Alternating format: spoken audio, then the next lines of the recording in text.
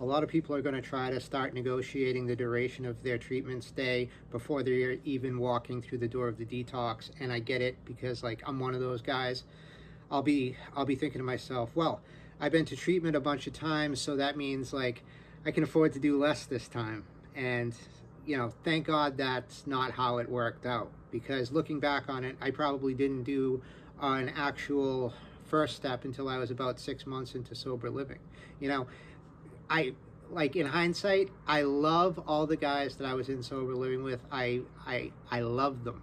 At the time, I fucking hated all of their guts, couldn't stand their faces. I'd been looking at everyone's face for 6 months, and they were doing little things, like harmless things, and I was just hating them for them. Like there was a guy who would do the New York Times crossword puzzle every day. Hated his guts for that. Hated him for it.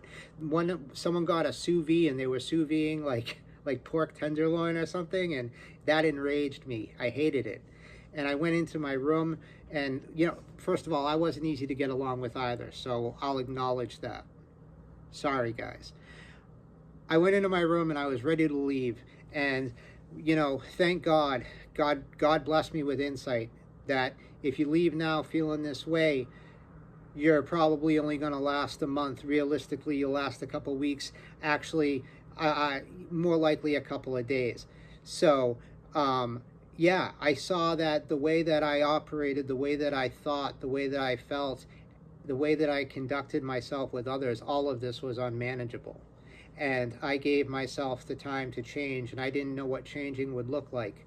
But I knew that I needed to promise that to myself I would no longer feel like the person that was in that bedroom with all that negative thought and with all that anger. I wouldn't identify with that person anymore when I left.